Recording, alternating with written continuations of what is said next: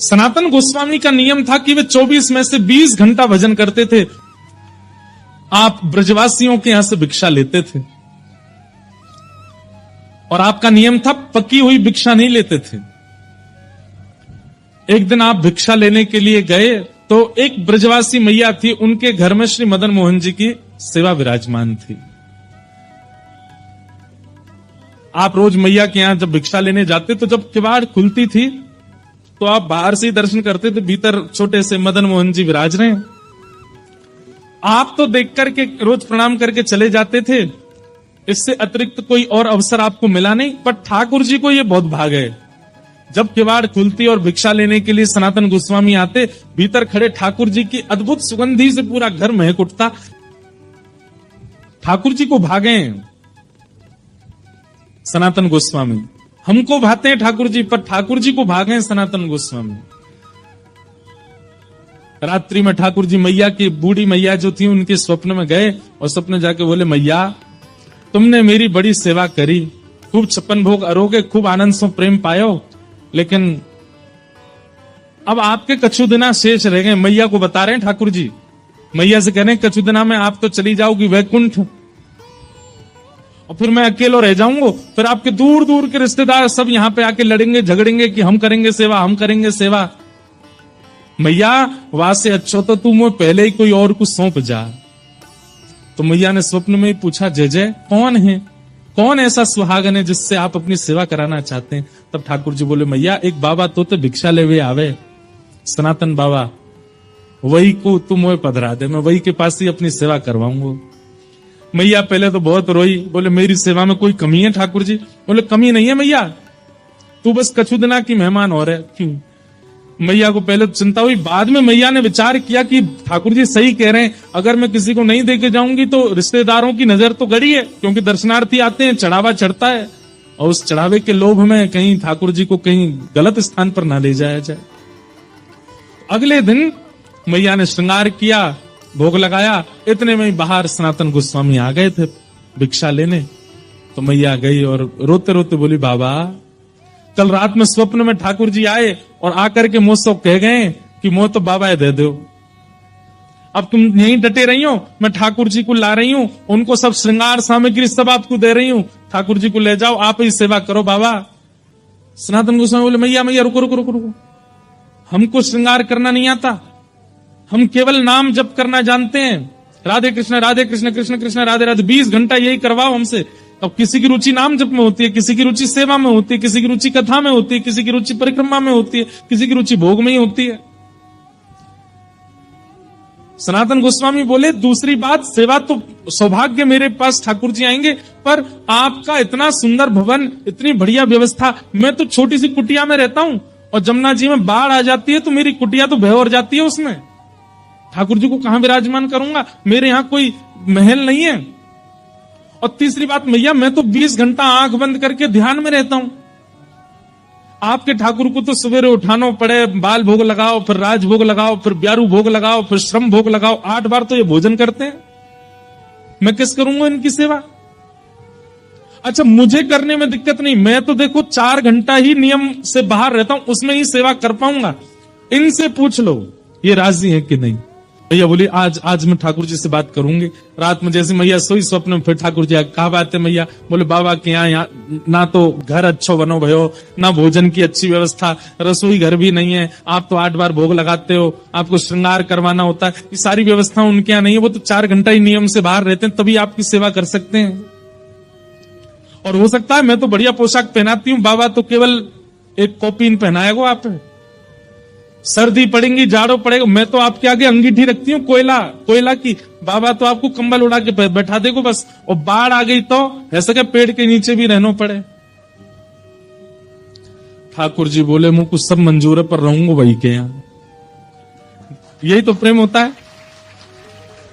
ठाकुर जी कह रहे हैं कि भैया वृक्ष के नीचे भी रखेगा तो रहूंगा वही के संग, क्योंकि मैंने कल भी कहा था, ठाकुर जी व्यंजन के आदि नहीं रहते, ठाकुर जी तो व्यंजन बनावे बारे के आदि रहते हैं।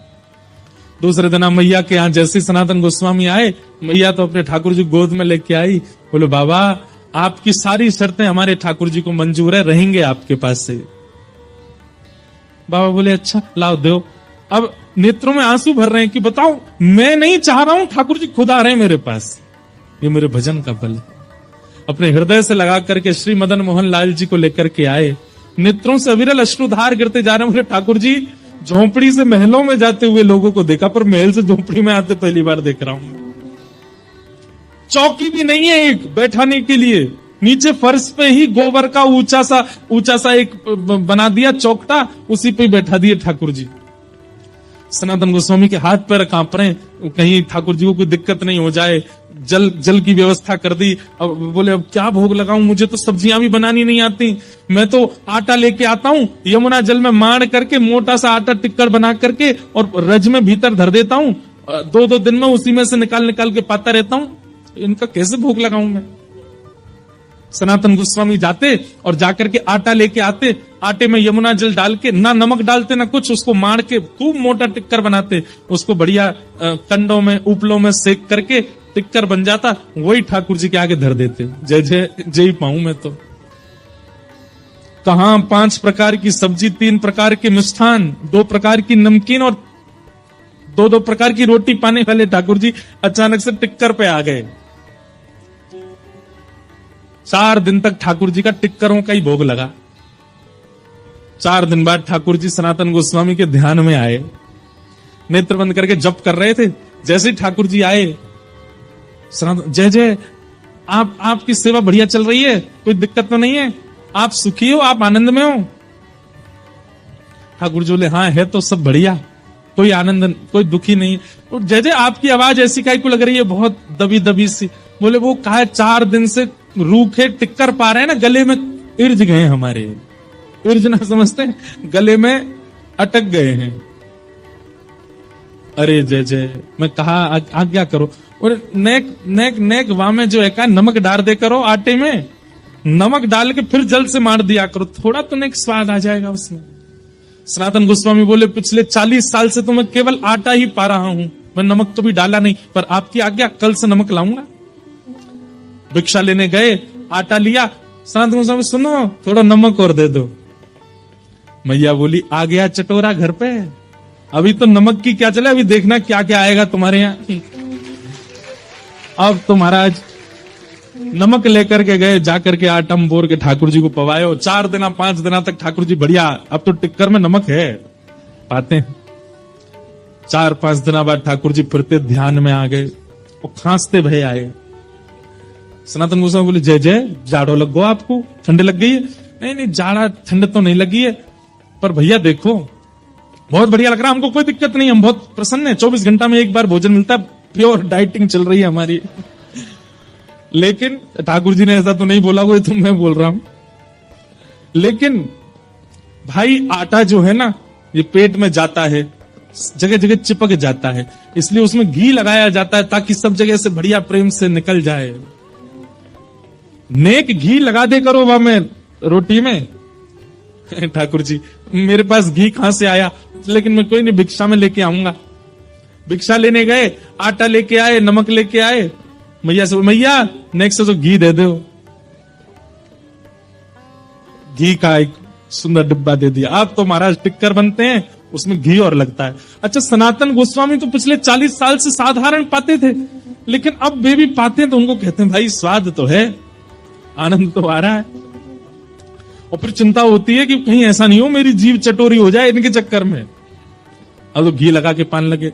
5-6 दिन की सेवा हुई, ठाकुर जी फिर आ गए और ध्यान में आकर के सनातन गोस्वामी जय जय, सब आनंद, कोई दिक्कत तो नहीं, सब बहुत बढ़िया है। तो बोले फिर, बोले जब आप जाते हो भिक्षा लेने, आटा भी लाते हो, नमक भी लाते हो, घी तो है ही है, एक आलू भी ले आया करो।